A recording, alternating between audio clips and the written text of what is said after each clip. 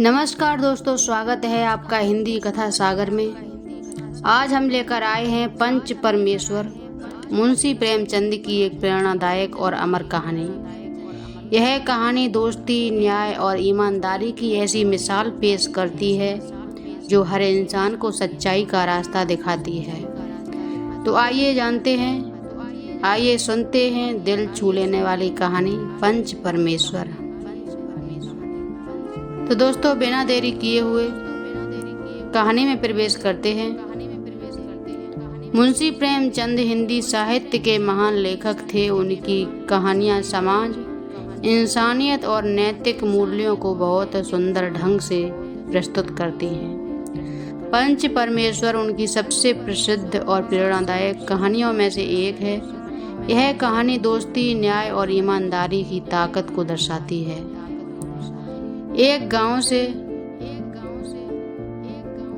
एक छोटे अलगू चौधरी और जुम्मन शेख रहते थे।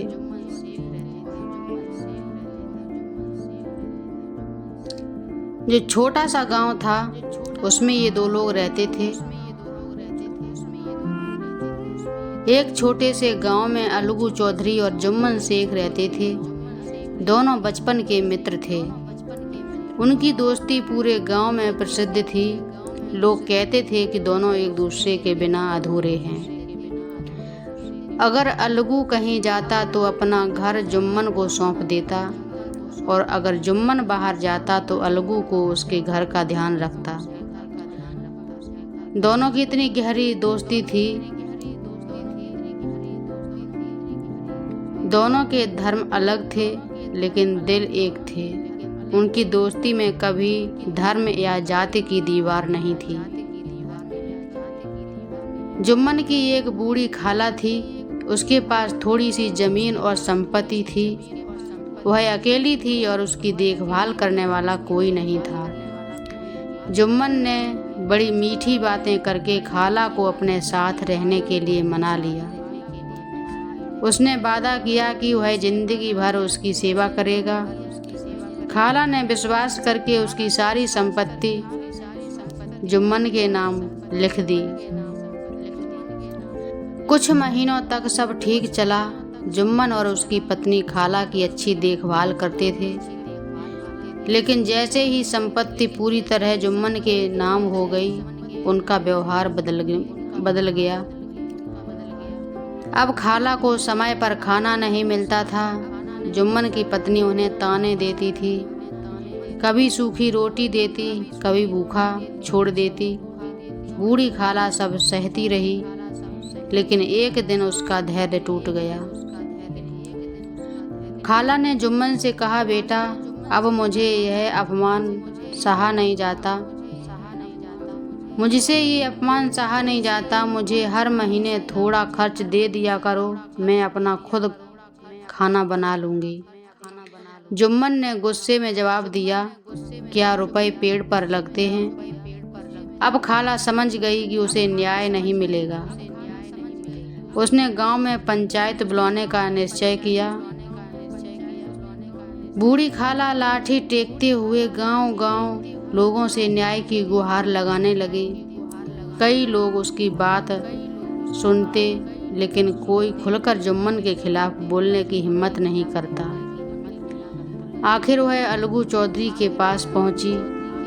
खाला बोली, बेटा, पंचायत में जरूर आना। अलगू असमंजस में पड़ गया। एक तरफ उसकी दोस्ती थी, दूसरी तरफ न्याय। उसने धीरे से कहा, मैं क्या बोलूं खाला, जुम्मन मेरा दोस्त है। खाला बोली, क्या दोस्ती के डर से ईमान की बात नहीं कहोगे? यह बात अलगू के दिल में उतर गई। शाम को गांव के पेड़ के नीचे पंचायत बैठी। गांव के लोग इकट्ठा हो गए। खाला ने सबके सामने अपनी दुख भरी कहानी सुनाई। फिर पूछा गया कि पंच कौन होगा। सबको उम्मीद थी कि खाला किसी और को चुनेगी, लेकिन उसने कहा कि मैं अलगू चौधरी को पंच बनाती हूँ। यह सुनकर जुम्मन खुश हो गया। उसे पूरा विश्वास था कि अलगू उसकी तरफ ही फैसला देगा। अब अलगू पंच की जगह बैठा। उसके मन में संघर्ष शुरू हो गया। एक तरफ पुरानी दोस्ती थी और दूसरी तरफ न्याय। लेकिन जैसे ही वह पंच की आसंदी पर बैठा, उसके मन में ईमानदारी की भावना जाग उठी। उसे लगा कि वह अब केवल दोस्त नहीं बल्कि न्याय करने वाला पंच है। अलगू ने दोनों पक्षों की बातें सुनी, फिर गंभीर आवाज में बोला, जुम्मन, खाला को हर महीने खर्च देना होगा। अगर तुम ऐसा नहीं कर सकते तो उनकी संपत्ति उन्हें वापस करनी होगी। यह सुनते ही सब चौंक गए। जुम्मन का चेहरा उतर गया। उसे अपने सबसे प्रिय मित्र से ऐसी उम्मीद नहीं थी। उस दिन के बाद जुम्मन और अलगू की दोस्ती खत्म हो गई। जुम्मन मन ही मन अलगू से बदला लेने का अवसर खोजने लगा। दोनों अब एक दूसरे से बात नहीं करते थे। कुछ महीनों बाद अलगू चौधरी ने अपने बैल समझू साहू को बेच दिए। समझू साहू गांव का व्यापारी था। उसने वादा किया कि कुछ दिनों में पैसे दे देगा, लेकिन वह बैलों से कठोर काम लेने लगा। एक बैल ज्यादा मेहनत के कारण मर गया। अब समझू पैसे देने से मना करने लगा। उसका कहना था कि बैल पहले से बीमार था। विवाद बढ़ गया। आखिर पंचायत बुलाने का निर्णय हुआ। गांव वाले इकट्ठा हुए। अब पंच चुनने की बारी आई। समझू साहू ने चालाकी से जुम्मन शेख का नाम पंच के रूप में चुन लिया। उसे लगा कि जुम्मन और अलगू से बदला लेगा। जुम्मन जरूर अपना बदला पूरा करेगा, इसलिए उसने जुम्मन का नाम बड़ी चतुराई से ले लिया। जैसे ही जुम्मन पंच की जगह बैठा, उसके मन में भी वही संघर्ष शुरू हो गया। उसे अलगू द्वारा दिया गया फैसला याद आया। उसे अपनी टूटी दोस्ती याद आई। कुछ देर तक उसके मन में बदले की भावना रही, लेकिन धीरे धीरे उसके अंदर न्याय की आवाज जाग उठी। उसे महसूस हुआ कि पंच बनते ही इंसान केवल इंसान की तरह नहीं रहता, बल्कि परमेश्वर का प्रतिनिधि बन जाता है। जुम्मन ने दोनों पक्षों की बात सुनी, फिर बोला, समझू साहू को बैल की पूरी कीमत चुकानी होगी। बैल की मृत्यु अत्यधिक मेहनत और खराब देखभाल के कारण हुई है। यह सुनते ही गांव वाले खुशी से बोल उठे, पंच परमेश्वर की जय। फैसला सुनकर अलगू की आंखें भर आईं। उसे समझ आ गया कि जुम्मन ने बदला नहीं बल्कि न्याय किया है। दोनों मित्र एक दूसरे के गले लग गए। उनकी पुरानी दोस्ती फिर से लौट आई। पंच परमेश्वर हमें सिखाती है कि न्याय सबसे बड़ा धर्म है। जब इंसान पंच की जगह बैठता है तो उसे अपने रिश्ते, दोस्ती और दुश्मनी भूलकर केवल सत्य का साथ देना चाहिए। अलगू ईमानदार और न्यायप्रिय व्यक्ति है। वह अपनी दोस्ती के ऊपर उठकर सच का साथ देता है। उसका फैसला दिखाता है कि सच्चा इंसान वही है जो कठिन परिस्थिति में भी न्याय करे। शुरुआत में जुम्मन स्वार्थी दिखाई देता है, लेकिन अंत में उसका न्यायपूर्ण फैसला यह साबित करता है कि इंसान के अंदर अच्छाई हमेशा मौजूद रहती है।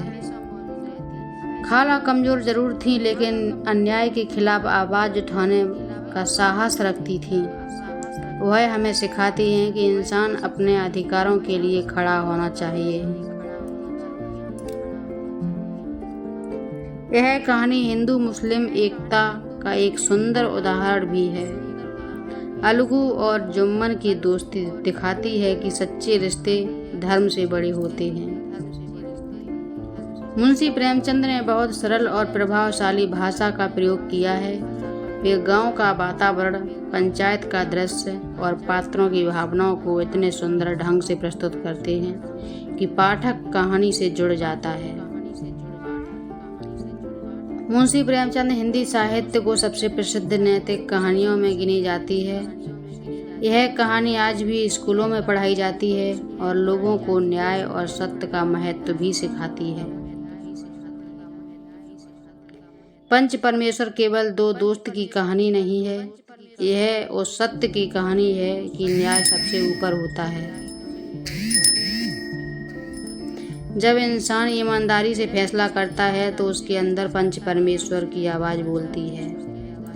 इसी गहरे संदेश के कारण मुंशी प्रेमचंद की यह कहानी आज भी लोगों के दिलों में जीवित है। तो दोस्तों, ये थी पंच परमेश्वर की प्रेरणादायक कहानी। यह कहानी हमें सिखाती है कि न्याय और सच्चाई दोस्ती और दुश्मनी से भी बड़े होते हैं।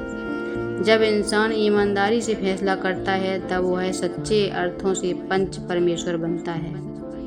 अगर आपको यह कहानी पसंद आई हो तो वीडियो को लाइक करें, चैनल हिंदी कथा सागर को सब्सक्राइब करें और बेल आइकन जरूर दबाएं।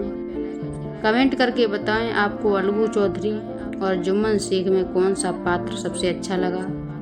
मिलते हैं अगली शानदार कहानी के साथ, तब तक के लिए धन्यवाद।